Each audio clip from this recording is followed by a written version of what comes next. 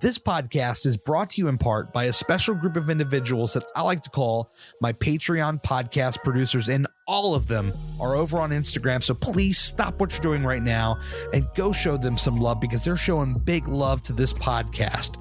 Daryl at Your Level Fitness, Amy at Gem of the Gym, that's GEM of the GYM, Caitlin at Caitlin Elise, put 3 Y's in her name, Crystal at Reduced Fat Mama, Emily at M is the Biggest Loser, that is EM is the Biggest Loser, Joey at Joey Losing Weight, Vanessa at Vanessa Ray's Journey, and Amber at amber.l.ables. Follow all of these amazing people. Their contributions to this show are pushing it farther forward than I could have ever imagined, and I'll be forever grateful for their support. And if you want to join this special group, listen at the end of the show for more details. Are you Team Apple? I got to shout out all of you checking out this show right now on an iPhone, iPad, etc. In fact, nearly 70% of you are listening to me on one of these devices. It would mean the world to me if you took a moment to leave a review. This is one of the best things that you can do for this podcast to help get the word out. And while you're at it, leave reviews for some of your other favorite shows. I bet they would really dig it. Oh, yeah!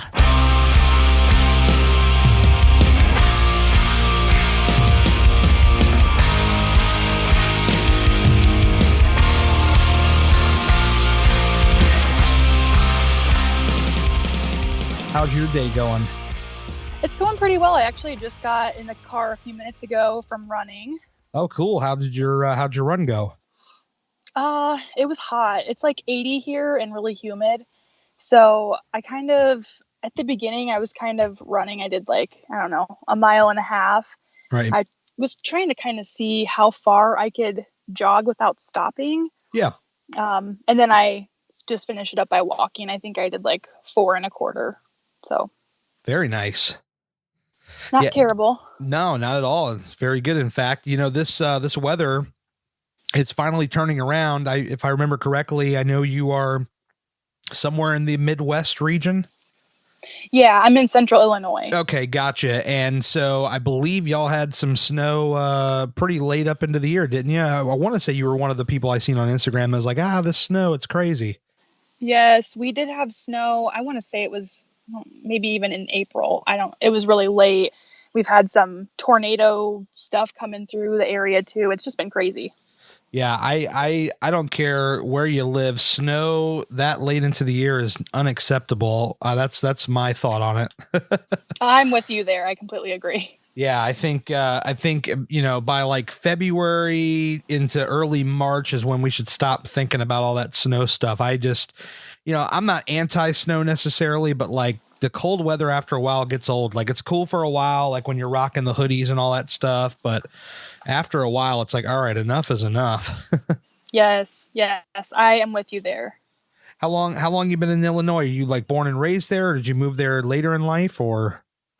I am born and raised here, so I have lived here my whole 28 years. Wow. All right. How do you like it? Does it work for you? I like it. Illinois is just the political stuff. It's just corrupt, just like every other state. So it's fine. It's just taxes are high, and you know.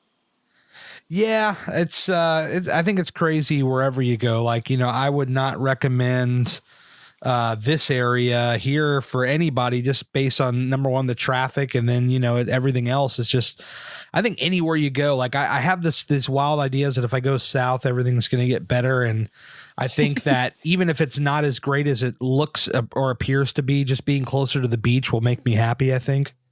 Yes, I am with you. I would sometime like to move south. I like Florida. Yeah. I like the southern states. So how's your husband feel about that? Is he on board with that, if that was a decision to be made?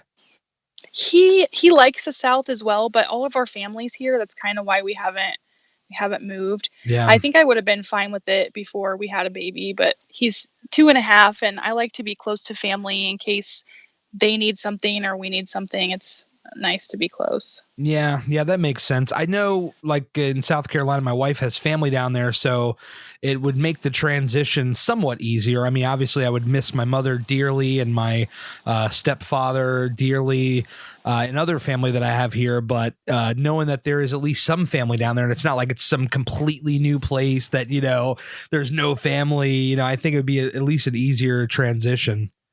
Yeah. Yeah, I do have some family in Florida. I can't bring myself to step out of my comfort zone. I'm comfortable here because I know the area and the people, and we both have decent jobs, and I don't want to start all over right now. Maybe Sure. later on down the road, sure. Comfort zone is an interesting thing, isn't it? It's like it can be very comforting because it is your comfort zone, but it can also hold you back in some ways. Not that this specific thing, but there are other things, you get too comfortable and these things can hold you in a little bit, huh? I agree. It's just you form habits and you start doing things a certain way, and varying from those things sometimes can just cause anxiety, I guess. Oh yeah, 100%. What would you say is like one thing that like is possible, but for whatever reason your comfort zone is holding you in? Oh gosh. I can't even think of anything off the top of my head. I don't know, weight loss related. I just wish I would have started earlier. I Yeah. wish I would have stepped out of my comfort zone earlier, because I feel like it's just really, it takes kind of your aha moment or your mindset change. And so many times I've thought, "Oh, I've changed my mindset. I'm on the right track. I got this." But then, it's easy to fall back into old habits, and I I just wish I would have started sooner and stuck to it sooner. 100%. I mean, okay, well, let's go this way then. If you are jumping in a DeLorean, I'm a Back to the Future nerd, sorry. If you're jumping into a DeLorean like 5 years ago, what are you telling that Vanessa? Like if somehow you could go and tell Vanessa of that time something without disrupting the entire space-time continuum, what would you go and tell her? I think just don't be afraid of starting. That Yeah. was kind of my struggle at the beginning. I've kind of yo-yoed with my weight, and I've had struggles with food my whole life, and I feel like if I just would have started and gotten my mindset right sooner, Right. I feel like I would have been so much happier and things would just be different. Yeah, it always seems like before you start, I mean, when you're looking at it, because I think this is a fair statement. I think that all of us, like when we're before we get started, the time now that is sticking, I think we always like take time and think about like what life would be like if we got started, right? Like what would life Mhm. be like if we actually got started, and where we would be in like 3 years, 5 years, but then we just don't act on it. And we sit there with the same, the same comfort level, the same activities, the same behavior for months, even years. And, then we look back like, 2 years later and it's like, oh my God, like that person 2 years ago, they were like, oh, I wish I started. And 2 years later, you're still wishing you started. And then you finally Yes. start and it blows your mind. Yeah, I think people just have this perception that it's just going to be terrible. And I mean, it is hard losing weight and getting healthier, but at the same time, it's not as hard as I thought, if that makes sense. Oh yeah, I mean, like people look at like me, for instance, and they'll say, "Oh my God, you looking slim there, you looking good, man, you're crushing it." And like, I still have all the same struggles that people have. Like, I don't ever, try to paint a picture of something that I'm not. Like, I can tell Right. you, I can tell everybody that I still have the same problems. They just don't hit me every day like they used to. It's like, okay, maybe like once or twice a month you have a bad day or something here, and mentally you just break down. And I really have gotten off the days where I binge eat a lot. Like that rarely happens anymore, but I think Hmm. more destructive, the mental side breaks down, and I start to paint this picture of myself like, oh boy, man, you're really slacking this week. Like, you've had like maybe like 2 or 3 bad days, and maybe you've skipped a workout or two, and then you start getting your head like, Gary, you're a real piece of trash, man. You just gave up. You didn't work out for like 2 days in a row. Look at you, blah, blah, blah. And I think that's even more, to me, that's more damaging than the binge eating stuff. Because binge eating stuff, you know, you suck down a lot of water, you start getting back to your workouts, you can work that off over the course of a couple of days. The mental thing, that thing takes years to fix. We're still fixing that, by the way, I think. Yeah. Yeah. I think everyone that starts a weight loss journey is always going to have to worry about the negative self-talk and the mental aspect, because that's one thing that a lot of people say they wish they would have changed sooner in their weight loss journey, because they just can't see it the same way as some other people. Oh my God. Yeah. How much of that is a problem for you? Oh my gosh, it's like every day I'm fighting myself. Yeah. I try not to talk to myself negatively, but sometimes it's just like, if you wouldn't have eaten those chips 3 nights ago, maybe your pants would button properly. Oh yeah. It's anything like that. For me, my struggle is mainly food. Yes. Sometimes I'll skip a couple days at the gym, but food has always been my comfort and my number one struggle. Like you, am a recovering binge eater and overeater, and sometimes even still. I try not to make it seem like my life is perfect, and I have the struggles still, just like you. Oh, 100%. It's hard to say no to certain things, or it's hard to say, oh, I'll only eat one cookie, when you really in your mind are like, screw that, give me the whole pack. Oh yeah. It's stuff like that. It's still hard, so I struggle with that daily. I'll tell you what helped me. And again, I know that like when I give specific advice, I try to be a little bit hesitant in the sense that I know it's not going to work for everybody, or somebody who may be quote unquote a better along than me might say, oh, that's really not good for you or whatever. But like let's just say like sky is falling, worst day ever, I really want to eat something, right? I've found that if I go for something like a salsa or a guacamole or something that's like perceived a little bit healthier than say queso dip or sour cream and onion dip, because chips is kind of one of my evil things. I guess that's probably one of my more evil things. So if I know that I'm having like one of those really bad days, I'll find like the lowest fat, lowest sugar, whatever type, like salsa or some guacamole. And what I'll do is I will pick up big scoops of the stuff, so I'm eating less chips, but I'm taking in more of the dip. And again, I wouldn't recommend this necessarily for everybody in every situation, but on those days where I feel like, oh God, I got to have something, it at least helped me in some small certain extent to be eating something that's at least healthier or perceived healthier. And that's definitely gotten me through. And I still, lost 100 pounds, having those bad days, having those crazy chip days at times. And I still lost the weight. So it shows me that it's not a perfect answer, but it's an answer, and it's a solution to going to McDonald's, say, and ordering, 2 20-piece nuggets or whatever, or a couple of McDoubles. Right. I think it comes down to finding what works best for you. I'm right there with you. A lot of people I see might do the keto diet, or they might do no sugar or whatever. Right. And that might work for them, and that's fine, but it's not for everyone. It's not a one size fits all type of lifestyle. I mean, losing weight and changing your life is not a diet. I mean, it's what you do for your whole life.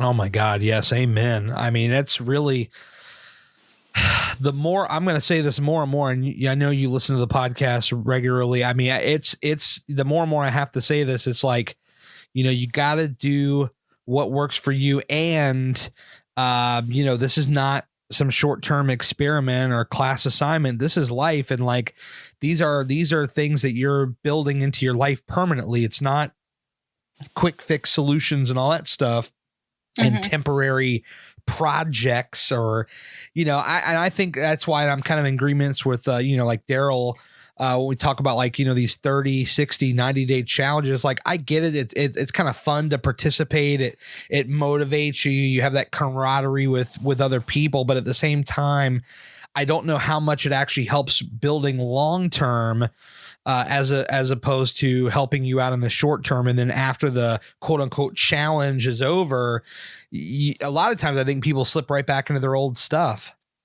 Yeah, I think that's pretty true. If they're not forming habits 30 days really to me isn't that long, and it's not enough to form a habit for a lifetime. That's like saying, oh, I went running twice and now I can run a marathon. Some people can, but it's not likely. Yeah.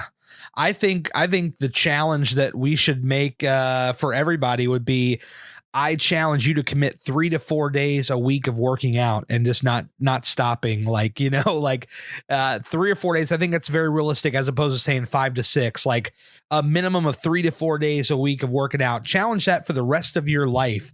And let's see how that works out for you if you don't start making some different habit changing to better your life, I think. Yeah, I think that's great. I think everyone should be active, if not for weight loss, just for heart health or, lung capacity. It's good to work out even if you don't need to lose weight. Oh yeah, definitely. I don't know how you feel about this, but I know like after okay, like if I've had one of those bad couple of days, like if I skip 2 days in a row, like one day I kind of feel bad. Like I don't even mean mentally, I mean like physically I feel it.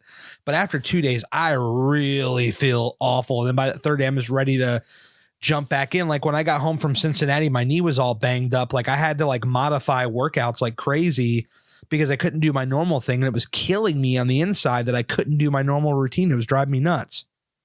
Yeah, you're just in those habits and you're used to doing a certain thing. And I'm kind of the same way. And I notice physically too, I do the stair challenge a lot, the 100 floors with Daryl. And I notice if I don't go to the gym and do stairs for like a week, when I come back, I pretty much have to like start from the bottom and build up endurance again. And you wouldn't think a week's that long, but man, it's really hard getting back into it. I don't remember if I've told this on the podcast, but if not, I'm committing it right here to tape. When I was training for my first 5K, a lot of people may remember me on Instagram, like doing the stair stepper like every single day. And I think my highest record was like 337 floors in about an hour and a half. And in January of 2018, I stopped going there on the Stairmaster and I was doing running because I was trying to prepare for my very first 5K. So after the 5K was over, I remember booking another one. I'm like, okay, I'm going to keep training for this one. And that brought me up to around June, like late June, early July. And I was like, okay, because the kind of person I am, after I do a routine for so long, I like to change it up and do something completely different. And so I remember like, oh, I'll go back and revisit the stairs. That'll really give me a kick in the ass and a great workout. And well, I went on there and like, even like getting to like 20 or 30 floors was absolutely brutal. I had that thing going as slow as could be for most of the time. And I think by the time I was said and done on that first workout back, I barely got 100 floors. And coming from somebody that was averaging 3 to 337, like I was before, going down and getting only to 100, I was eating some humble pie there because it was proving to be impossible after not doing it. So to go back to the broader point of what you just talked about, what I mentioned earlier, it's like when you get out of that routine and you try to jump back in a little later on, it'll kick your butt for sure. Yeah, that sounds crazy. I've seen there's a girl on Instagram that I follow. I can't think of the actual tag. I want to say it's like Planet Fit Brit or something. I forget. She does like a crazy amount of stairs. Like I think something like 300 something every time she goes. It's motivating for sure, but not for me yet. Yeah, that's insanity right there. That when you get into that level, I mean, it's mind blowing. I mean, even when I hit the 200s, like, holy crap, this is crazy. But I mean, I felt just amazing. My legs felt like death, but I mean, there's something about like a really good workout where you just feel like, damn, that was good. I crushed that. Yeah, I agree. You kind of get that little high. You just feel invincible. You're like, you just want to kind of get off and rip your shirt and be like, oh, I'm awesome. That's right. That's right. I think when I was a kid, Hulk Hogan, he used to rip that tank top off every single time I saw him. And yeah, I've had that feeling before. I'm like, yeah, I just want to rip this off. I don't know. It's going to be great for the people around me, but it's like, hey, this is how I'm feeling. Like, just going to go crazy here. So I don't know. It's wild. Yeah, that's awesome. But I would say really to do you proper, your story proper, we should go back. I mean, we should go way back. Like, what was your childhood like, and what would you say your relationship with food was, and was exercise even a thing, like, as early as your childhood? Yeah, okay. Well, going way back, I think the first time I really realized I was overweight, I was probably like 10 or 11, Right. and I didn't really think anything of it because, we were just kids. We were, 4th grade. Oh yeah, true. And I remember kids just started saying stuff to me, and that's kind of when I realized, oh, I guess I am pudgier than the rest of them. Sure. They would say stuff like, you are a cheeseburger, or just stupid stuff. And I remember, like, that just killed me. Yeah. But as a kid, we ate a lot. We had a lot of junk food. My mom and dad both worked. My dad was an over the road truck driver, and my mom worked day shift. So she was still at work when I got off school, and I would just come home and eat snacks. And we ate drive-through McDonald's. Yeah. We live in a microwave society, and it was kind of like, my mom would cook whatever's quick. We had a lot of spaghetti and pasta and sandwiches. And so I just realized then, once kids started saying stuff, that I kind of was bigger than normal. But I, of course, didn't start trying to lose weight until I was probably like 17 or 18. My parents divorced when I was probably 12 or 13. So that kind of sent me into a spiral of using food for comfort and just being angry at the world. So that didn't help anything. Yeah, that's actually interesting that you mentioned around that age, because I know that when my parents got divorced, I don't even think I was 10 yet. So I can only imagine how that would hit somebody different later on in life, when you're kind of like more aware of like your surroundings and what's going on. I mean, I remember as a kid seeing a bunch of screwed up stuff, but like, I think it didn't really register until later in life, It's kind of funny that you say that, because I feel like as a kid, I kind of just blocked out anything that was a little bit off. I didn't pay attention that my parents were fighting, or that they weren't getting along, or that my dad was drinking, because it was just normal to me. Sure. So stuff like that, you kind of you don't even notice until you start thinking about it, and you're realizing, where your problem may have stemmed from. And it's just interesting to kind of dig in and see. Yeah. Do you ever feel like, I know this is something I felt at times. I don't know if you ever felt like it was your fault, like it was on you, that they were angry and fighting. Yeah, I always felt that way. And I mean, they never made it seem that way, but it was just kind of like, you feel like everything is going fine. And then all of a sudden it was kind of like I was blindsided. Like, I got hit by a truck. I was like, whoa, what the hell? Yeah. Like, everything was going fine. And now all of a sudden we have to sell our house and move. And we stayed with my mom, and we had to do visits at my dad's every other weekend. And it was just crazy. I'm like, what the heck's going on? Yeah, no, I can imagine. I remember, like, my comfort was running and hiding under the bed or hiding in the closet, to where I was just like out of sight, like I could hear it. And I don't know that my dad ever was a physical person. He was more of a shit talker. He was kind of a coward in that way. He was more of a big mouth. But I remember like running under the bed or into the closet, is kind of like out of sight, out of mind. Okay, maybe they won't, mess with me if I'm, if I'm out of sight. So I could definitely relate with, the divorce stuff. That stuff's crazy, Yeah, and I'm not saying that's the reason that I overate or that I became a binge eater, but I think I just kind of, during that time, I didn't have any friends. I mean, I did play sports as a kid. So I lived in a town of like 700 people. So I think my class had like, I don't know, 22 kids. Yeah. And we did like softball, and I did basketball up until I was in like 8th grade, maybe. So I was active in that aspect, but the food was definitely off. Yeah. I mean, safe to say that it was kind of just a steady climb out as you got older. Was there ever any point where, because, like sometimes I talk to people and they're like, okay, well, I realized something was up and I lost a bunch of weight and then I gained it back, or, like, were you yo-yo, or were you more like a straight climb, getting bigger and bigger? That's a good question. I think I didn't really care about my weight when I was in high school. Yeah. I feel like after I got out of grade school, middle school, the kids didn't really say much to me, at least not about my weight. Yeah. So I was kind of just content with whatever was going on. I remember, I think when I was, oh gosh, I don't even know. I remember weighing in when I was like 16 or 17, and I probably weighed like 195 or so. Right. And after that, shortly after, I realized I had polycystic ovarian syndrome. Oh yeah. So I don't know if that kind of played in part with it, but between the age of like 17 and 22 or so, I had managed to get up to 310 pounds.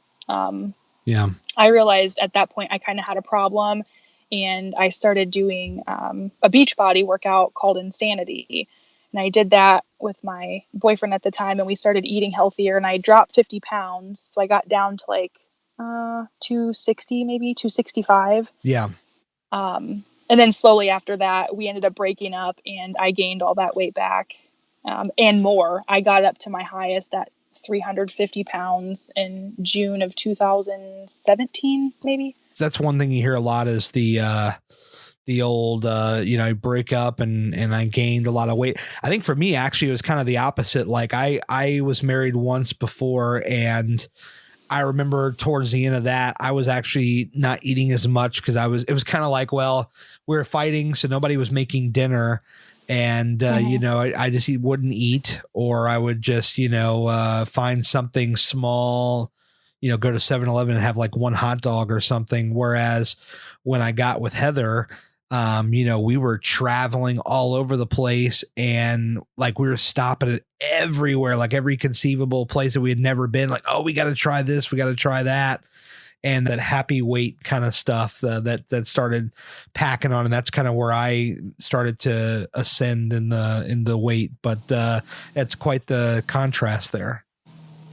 Yeah, I mean, after my ex and I had broken up, I think I was like around 265, and then I didn't meet Zach until like November of that year. That was in like 2014. Right. And I weighed probably like 280 or so at that time. And when he and I got together, it was kind of the same as you and Heather. We just started eating everywhere and everything, and we ate at McDonald's, and we ate at Texas Roadhouse, and we went to the movies and got popcorn and candy, and just we were always eating. We were ordering pizzas. Oh, so it was Zach and I together, and he also gained a significant amount of weight right since we met. But yeah.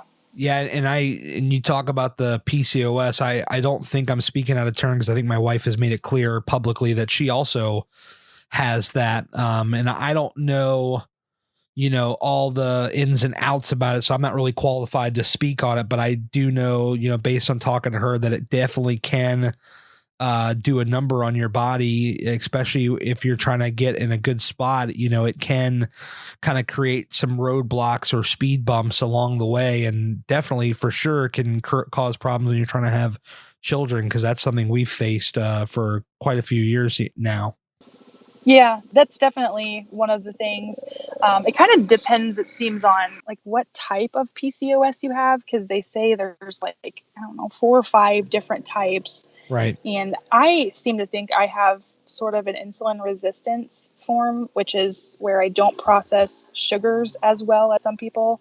Mm-hmm. So eating things like carbs and sugars really keep the weight on me. Right. So if I do sort of a low carb but not keto, I seem to be able to lose. And I was the same way too, with thinking I wasn't going to be able to have kids after I was diagnosed. They said, the doctor was like, I don't think you're going to be able to ever have kids, but somehow Waylon came. So yeah. And I know some people, like when they have it, in order to have children, they go to like a number of doctors and a number of processes.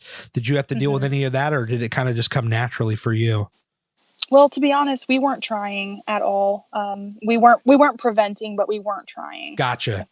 We actually weren't married when we found out we were expecting, and we had planned to be married before we had kids, but it didn't happen that way. So yeah.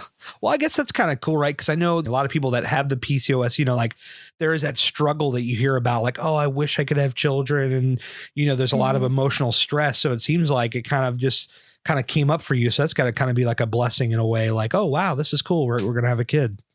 Yeah, it was definitely a blessing since I was never expected to have kids. So it was actually kind of a shock. I was like, no, there's no way I could be pregnant. I can't have kids. And then I was pregnant. So it Yeah. can definitely happen. And I mean, I wasn't at my smallest at that time either. And I just gained throughout my pregnancy too. So I was not actively trying to be healthier during that. It was a eat everything and anything while you're pregnant type of thing. Yeah. It's kind of like a license to just go wild, huh? Pretty much. Yep. Yeah. Multiple things were eaten terribly per day. Yeah. Yeah. Well, I think it's kind of to be expected when you're pregnant. I don't really know many people that just like, I'm just going to starve myself or eat way less. I think it's just kind of a standard thing for most people, I feel like. Yeah.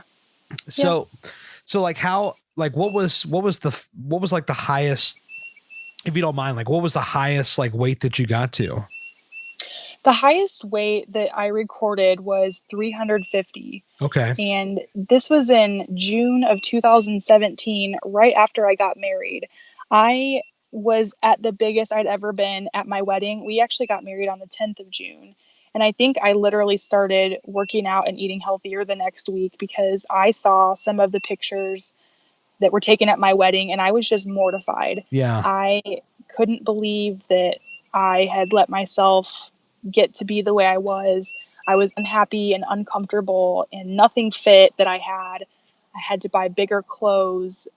It was just a miserable time for me. And I know there's people that started their journeys higher. So I'm not trying to say that, I was repulsive or anything, but Sure. for me, it was just, I'd never been that size and it was just terrible. Yeah. Oh, wow. June 10th. That is actually an anniversary for Heather and I. It was the anniversary of our first date, June 10th, Aw. 2009. We saw The Hangover in the theaters. That's awesome that you know that. Yeah. We remember that because we subsequently, like in the weeks to follow, that kind of like thing where you really like, you have the first date, it goes so well that you kind of like fall hard. So like we like went and saw that movie like several times over the next couple of weeks, just like number one, so we could see each other. Number two, so we could go on a date, and number three, because that was just like a movie that we really liked. And so that thing will always hold a special place, I think, in our hearts. Oh, that's awesome. Yeah. So 350 is the high point. And what is like, we all have, I feel like a moment or a day or something that happens that is like that, the aha. Yes, I do have one. I thought it was going to be my wedding or, before that. Yes. Waylon was born like September before that. And I thought, okay, Waylon's born, now I can get healthy. I have a reason to get healthier and lose weight. That didn't do it for me. As much as I wanted to, that wasn't the moment. It was actually this past year. I mean, I was kind of slowly losing from like June of 2017, but this past year in October, so October of 18, I went to the doctor and had a physical. Yeah. We have to do them every year for work. And the doctor was asking me if they could do a blood panel. And I said, okay, but why? I'm not sick or anything. And he said, well, normally, we don't run a blood panel until you're 35, but since you're, the weight that you are, we want to check to see if you have high cholesterol. So I declined the test. I didn't want to have the test done. So I said, no, it was optional. But that was the moment for me. It was like October 23rd, 2018. Wow. And that's kind of like a thing too. Like, I feel like when we're bigger, we really don't want to know a lot of things, like in terms of our health, like, going to the doctor. Like I can't tell you how many times, like even today, I'm still told like, go get a physical and all that. Like, even though like I'm in a much better spot than I was, I know that there's more work to do. And I'm just like, I don't know. I don't want to know what they have to say. Mm-hmm. Is that kind of where you were at with that? Yeah, and I didn't really have to go. I mean, before I got pregnant, I hadn't been to the doctor in years. Yeah. There was nothing wrong with me besides, maybe a sore throat here and there or an ear infection. I didn't really ever have to go. So doing that, I had to do it for work insurance purposes. Yeah. So before that, you're right. I avoided it at all costs. I didn't want them to tell me, you need to lose weight, because that's something I already knew. I knew that I need to do it. I just wasn't in that right mindset to start doing it.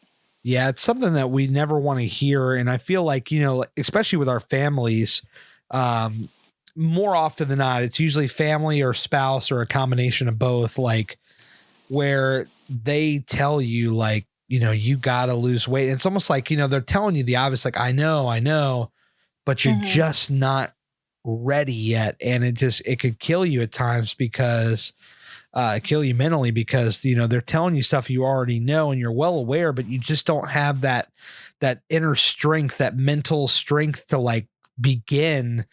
And it can be really tough for sure. Yeah.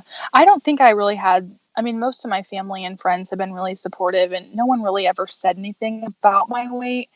But I knew, I mean, I'm pretty self-aware, and I knew, like, hey, this is getting out of hand. Like, you are doing things that you've never done before. I mean, I was kind of like sneak eating food, and I Oh would get yeah. food to store in my bedroom and stuff like that. And like you, I remember one of your podcasts, you were talking how you would go through and get fast food before you would go home, and then you would eat like a double dinner. I did the same thing multiple times. Yeah. What was your, did you have like one that was like your go-to? Cause see, like, you know, mine, I'm not even going to recite at this point. I feel like everybody that listens regularly, like they know. Just go listen to any other podcast, folks, and you'll find out if you're brand new. But for you, what was like, did you have one, and what was it?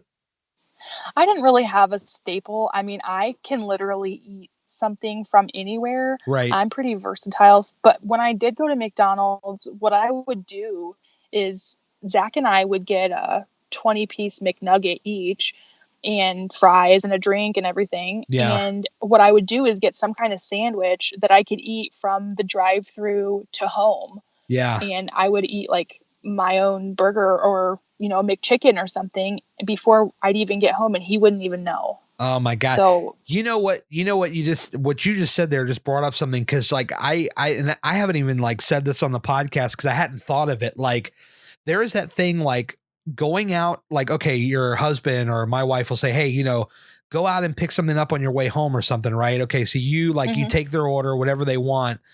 And I want to know from the listeners out there, how many of them did this? Like like you said, 20-piece nugget, and he's a 20-piece nugget, whatever. And then you're like, okay, but I need to order like a burger or a McChicken because I need to have something on my way to the house. Like I can't dare just wait with this food in the bag, because knowing damn well that, like, I know me, like, if my order was the 20-piece nugget and the fry or whatever, like half those fries are gone by the time I'm home. So there's a part of me. Yeah. So there's a part of me that's like, okay, let me order like a McDouble. And what I'm going to do is I'm going to eat that McDouble on the way home so that I don't touch the fries or the McNuggets. I felt pretty comfortable that I wouldn't touch the McNuggets, but like, I'm going to get this McDouble so I don't touch these fries on the way home, so that when I get home, I have a full meal. Cause there's something about, like, you know, enjoying to sit down and have a meal. Like there is a part of that, I think, why a lot of people are really into it. Cause there's a whole thing of like, I want to sit down and have this nice meal. Like you're with a spouse, you're on a date, you're with your friends, like, oh, let's go meet out. Let's go out and have a nice dinner. Like, let's sit down. It's like a whole thing. It's like an event. And so, you know, I want to know from the listeners out there, how many of y'all went through the drive-through, you had your order or whoever else's order, and then you ordered like we'll call it a bonus sandwich that you could consume on the way home, so you didn't touch your portion of the dinner. I want to know how many of you actually did that. Yeah, I'm curious to know too. I'm sure a lot of people have done that. I mean, it's something I've always done when I've been overweight. I mean, it's just like you said, you don't want to dig into your actual meal while you're driving home. I mean, for me, McDonald's is like a 5-minute drive from my house. So the food's going to be hot still. But like, I don't want him to know that I'm eating that burger in the car. Right. Like, I don't want him to know that I'm eating more than him or whatever, you know? Oh yeah. Cause then half the time they're like, hey, where's my extra sandwich? Right. He probably would have said that. Yeah. Definitely. Yeah. Well, I know that, like, you know, when I, like, even at home, when I would cook in the past, you know, like I'd make macaroni and cheese or mashed potatoes, and like, I'm like taking hits off of that stuff while it's being made. Yeah. Because I want to feel like I had more, like I just like, okay, we're going to divide this evenly, but oh, by the way, I'm going to take like 6 bites before it even gets out. And like, we're going to split this whole pot minus my 6 extra large bites of mashed potatoes, Yeah, I still do that to this day. If I'm splitting food up like that, I will still use a fork or whatever and just eat while I'm in there. And then it's either hiding from him or hiding from my kid so he doesn't ask for more. So Yeah, no, I feel you. I would be lying if I said I didn't still have moments like that. It's not as frequent as it used to be, but it still does happen because we're only human. And yeah. I'm just curious to know, like, like when the hell did food and eating become such an event? Like, what I was just mentioning, like how, we look forward to sitting down for a nice dinner. Like, why the hell can't we just sit down with our spouse or our friends and just hang out and chat? Why does it got to be over a dinner or something? I've been wondering that too, because, if someone has an event, it's most likely a cookout or something. And Yes. there's going to be food there and everything is centered around what time you're eating or what's going to be there or what you need to bring. It's like, oh my gosh, why do we have to think about food all the time? And then it makes people like me think about food all the time. That's why I have a problem, because everyone's always talking about it. I know. Drop me and Vanessa DMs, like if you have a theory on this, because we're curious. We want to know when did eating become such an event? Like, when you think about Super Bowl, or for me, like WrestleMania, it's always, oh, okay, well, what are we going to get to eat? We got to have that chips and dip. We got to have appetizers. We got to have the main meal. Like, what is all this going to be?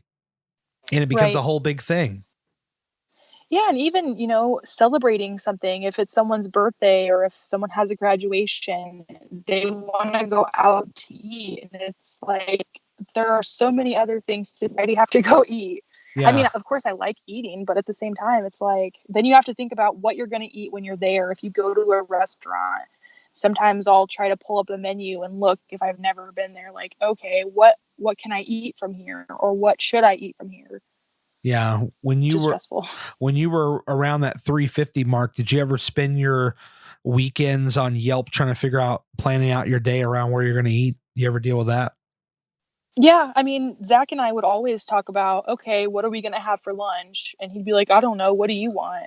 Yeah. And sometimes we would even argue about where we were going to go, even if it was just a fast food. I mean, I live in a small town, so there's only a couple places to eat. Sure. And we drive 20 miles one way to get something to eat. Yeah. Because, we didn't want McDonald's or Taco Bell. We wanted to go to Culver's or Steak and Shake or Culver's. whatever. So, yeah, I know. Culver's is still a damn problem, and I don't live anywhere near them, but when I see them, I still will stop everything I'm doing. Number one, because it's a rarity that I never, ever, ever see.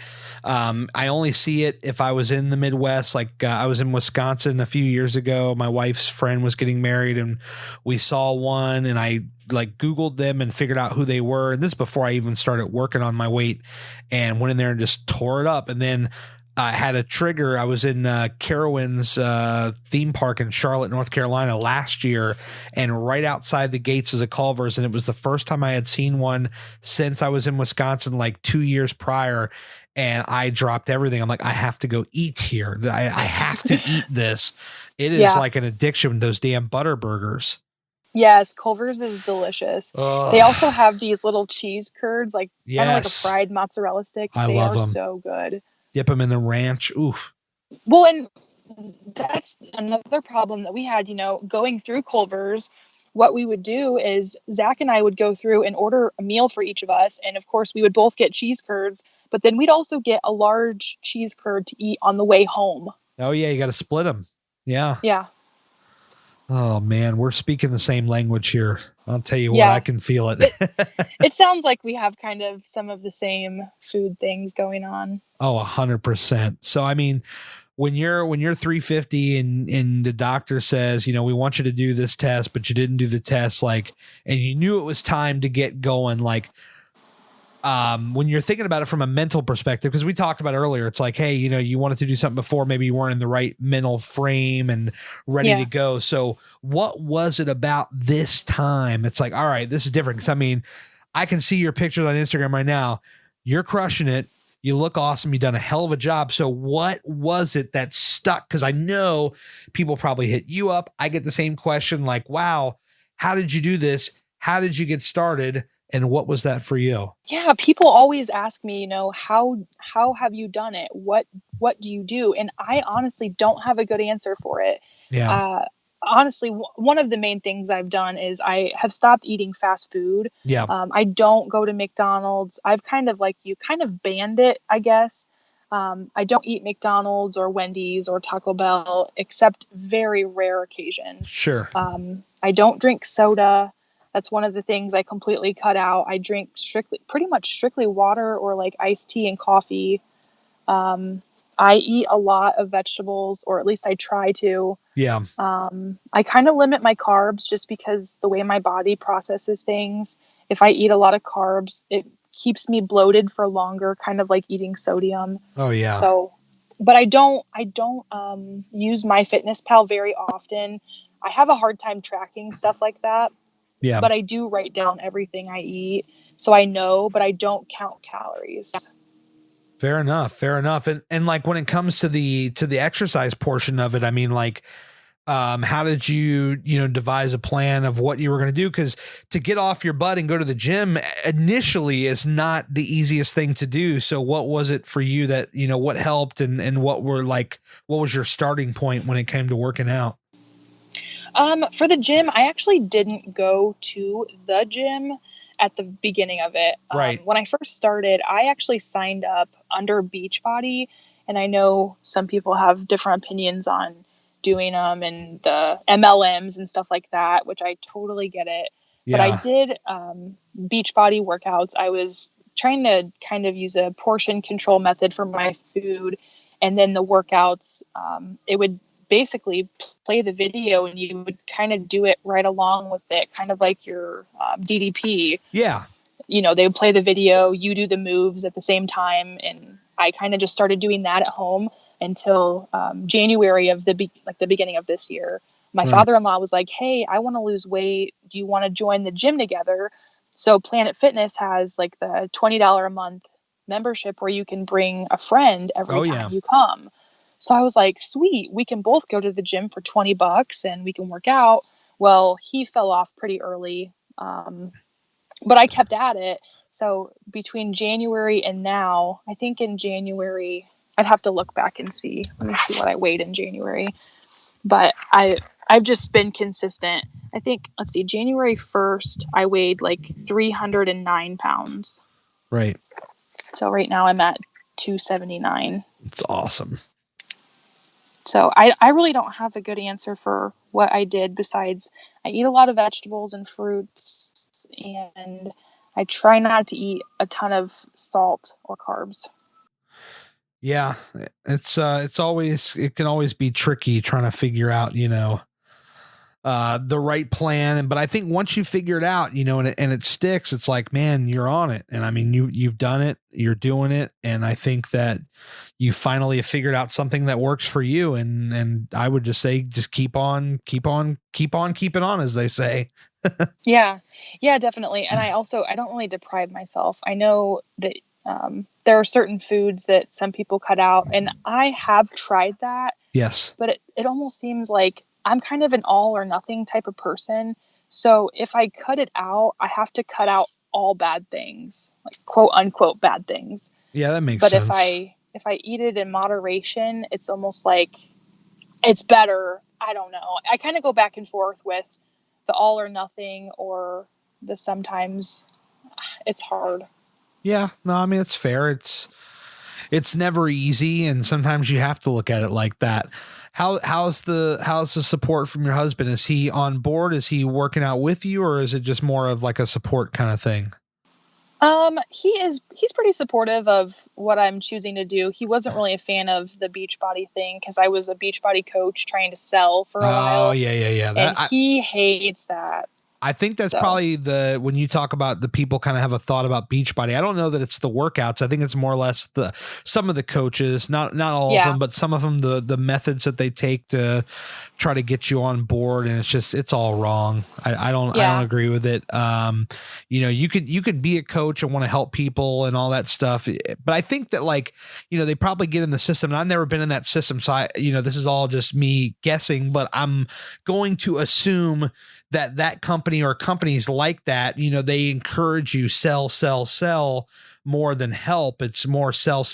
And so these people will do anything they can because they want to make that buck. They want to get their commission. yeah. I mean, Beachbody is kind of, I don't know. It's hard for me to say because it kind of depends on the coach that you have and your coach's coach and how the pyramid comes down, Oh yeah. The But pyramid. like the way the coaches are, it just depends on how your coach is and what their method is. And it's all it's the workouts and the food plans are great, but the way they try to sell things to people, I don't think is great.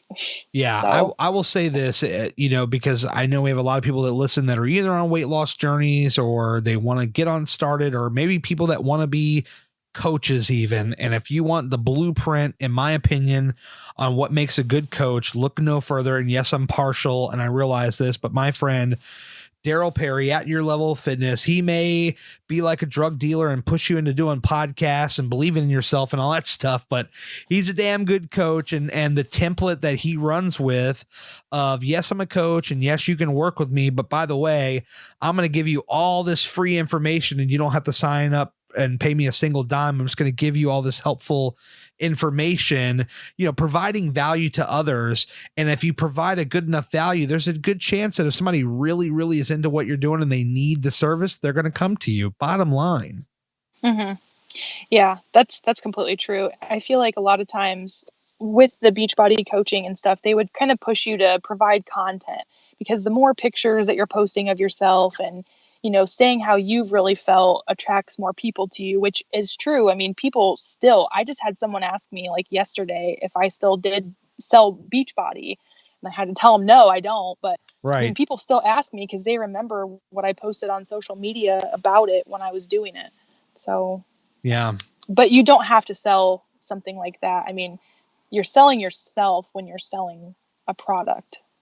Yeah. I think any product though, I mean, if you provide value to someone, it won't be nearly as pushy or salesy because you're giving them so much free value. I mean, it took me so long just to offer things like shirts or Patreon or that stuff because I don't like the salesy type.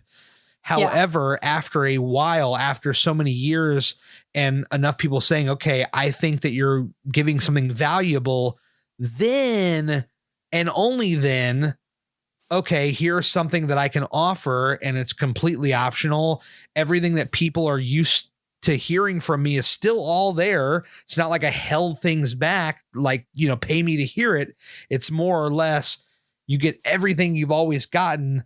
But by the way, here's this other thing and I can offer more value in this avenue. There's a way to do sales and not be completely pushy about it, I think. Yeah, I think you're right. I agree. It just depends on the person and how they present it. Exactly. One of the other things I wanted to touch on before we go, and you've been so gracious with your time, I really appreciate it. And we've nearly hit an hour. Can you believe it? It's crazy. But I wanted to talk fast. I know, right? I know we're at like 52 minutes right now. The Flying Pig. I know that you're joining us next year. Yes, I am. I'm super excited. I bought my entry. I think it was someone had posted on Instagram. I forget who, that the window was closing. They were going to close the window down for X amount of time. And I was like, oh my gosh, I have to do it right now. So I went on and I paid, and for now I'm doing the 10K. So we'll see if I change my mind. I think Crystal and Willie are doing a 10 and the 5. And yes, me too. You are? Okay. Yeah, I was only going to do the 10 again. And then my wife was like, I'm going to sign up for the 5K. And I'm like, well, I am certainly not going to have you go out there alone. I will do it with you, supportive husband and all that stuff. And I was like, you know what? Screw it. I'm going to do 2 races. Why not? Yeah, that's awesome. Yeah, Uh, flying pig, I'm definitely in. that and Caitlin's husband was taunting me one night. He and Caitlin were out drinking, and he DMs me and he's like, "Yeah, you ready to do the pig next year?" And I'm like, "Yeah." I'm like, "I'm gonna do the 5 with my wife." He's like, "Nah, you should do the 10 and the 5." And I'm like, "Nah, I don't really know." He's like, "Ah, don't be a pussy." You know, I still That's bust funny. his balls about that. But yeah, I remember the day of the pig this year, we had some communication that day. I was documenting my run, and I believe, if I remember correctly, you went out and did a run of your own. Yeah, I did. I kind of wanted to run with you guys since I couldn't make it this time. I wanted to come. Crystal was trying to get me to come, but just financially, we couldn't swing it. Sure. So I was like, you know what? Since they're running, I'm going to go and run myself. So I knew what time you guys were starting, and I went and started at the same time. And I was like way out in the country on the outskirts of town from where I Wow. live. And I pulled up Instagram and I was watching your stories as you were running. And I'm like, oh my gosh, this is awesome. So That is yeah, so freaking cool. I it love was that. awesome. I think there was a couple people that were out there running that day that wanted to show up, but it was almost like a virtual run. And I know actually some of these marathons or races, they'll have like virtual ones where you can join them from wherever you're at. In fact, I'm going to do a run in November called the Rocky Run, and I believe that they're offering a virtual run. My sister-in-law who lives with us, she doesn't necessarily want to travel, but she wants to try the race. So I think she's going to do it from up here. And I just think that's cool. It's like, Daryl and I started talking about this flying pig thing. I got challenged inadvertently from Arash at Shred Happens, and I started talking about it, got my thought going, and then I talked to Daryl, and it became this whole thing, and we had a bunch of people that showed up, and like now we have like double the people that signed up last year as part of our little community that we all have here. And now we've got like double the people. I'm just like, this is crazy. Yeah. I think it's cool that so many people are willing to travel and meet at one central place and kind of just hang out and get to know each other. I mean, I know that, we talk sometimes on DM and Sure. in group message and stuff, but I'm sure it's awesome being in person with everyone and just seeing the personalities of people mixing. I'll tell you what, I have made it very clear here on the podcast that for the most part, even now, I still have very introverted type tendencies, but to meet up with this community has been incredible. And I guess how we can kind of wrap up this podcast with a bow, talking about kind of your experience with the community. Did you create an account specifically for weight loss, or, how did you get involved in this community? I think I signed up with Instagram probably back in like 2012. And at the time, no, I didn't do it. I just kind of did it because everyone else was signing up. Sure. People on Facebook were like, hey, we just got an Instagram. You should get one. And I'm like, what for? And, back then I remember it was strictly just used for photos. I don't even think most of my pictures at the beginning, I even put any kind of description on or didn't use hashtags and stuff like that. So the first couple pictures, I actually scrolled back a couple days ago. I have so many posts, but I think it was like a picture of carrots and ranch and terrible photo quality. And it's just kind of funny to see how it all happened. But no, I didn't set it up for weight loss, but it's kind of turned into that for me. Yeah, that I remember my first. I could actually tell you exactly my first post was a pair of headphones on my desk at work. I was like, what a hell of a way to bring an Instagram. I remember 2012 sounds right to me because I remember before 2012, Instagram was iOS exclusive. And at that time, I was a complete brain dead moron and had an Android phone. And they had opened the door to the Android people. And it was actually later that year that I switched to an iPhone, ironically enough. I wisened up, as you would say. And so I remember using it just as whatever, like, here's a picture of my dog, many pictures of my dog because I don't have any children yet. Whatever wrestling match I went to or concerts I went to, or here's me drunk on a boat. And I kid you not, if you go back far enough, There was actually a funny story. There was a couple of guys that were friends with one of my old bandmates who was on this podcast, actually, my old bandmate. And there was these two guys that like, he was over at their house and he was watching my video or something. And I was on a boat. So this day, it was in Charleston, probably like 2013. I remember, I think it was my mom's birthday and she was not there. I remember FaceTiming her drunk off my ass, but I was on this boat. I had had way too many Miller Lights and I had said something like, hey, y'all. And I had this like Southern drawl in my voice for no good reason other than I was down south and I was drunk. I was like, hey, y'all, this is Gary reporting live from the island. Never been on an island like this before. So cheers to you. And because it was on like one of these like weird, it wasn't actually like a proper island. It was like this thing where like if you go off the water a little bit, like certain times of the day, like the water uncovers this plot of land, but like at another time of the day it's completely submerged in water, but like it's out further. I don't even know what the hell you call that. Somebody's probably screaming at their phone right now. It's this. And then there was another video that day where I'm like, we are live on the boat drinking beer. Woo. And you know, if you go back far enough, you can find this. And maybe if I can find it, I'll share it in my story to humor people. But you know, that was Instagram for me years ago. And then when I got started, I was like, you know, I'm just going to start posting because if everybody knows I'm on this journey and if I stop, they're going to ask. And I never had any thought that it would ever get to where it is now. But yeah, I mean, it's pretty crazy, right? Like, how did you like start like, you know, finding people in the weight loss journey and like, how did you get connected and all that? Oh gosh. Well, I remember way back when there was a girl that I found. She is from Chicago. Her name is, I think on Instagram, it's like Sunshine's Journey to 199 or something like that. Right. And she weighed close to 400 pounds, I think. And her plan was to get down to 199. And so that kind of inspired me to start doing weight loss. And so I was kind of running, but more recently with you guys, I think I found you first, Gary. I think Really? that I was on, Lexi's page, Oh, Lexi yeah. and Danny.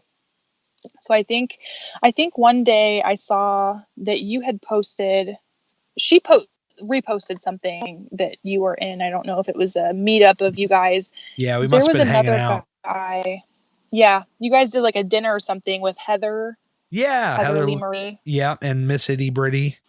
Yes. So, Yes. and I started following all of them and then you, and then I think then I found Crystal and Daryl and Willie and Emily and everyone just kind of spiraled off that.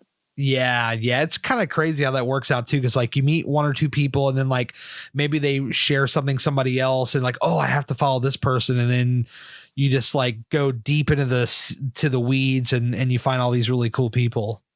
Yeah, it's been awesome. Everyone so far that I've met on Instagram has been super supportive. And, you know, if you're kind of having a down day and you post something on a story, they're kind of like, hey, are you okay? And I mean, Crystal and I text and Emily and Willie and, you know, I have all their numbers and we're always texting back and forth along with DMs and everything else. So it's awesome.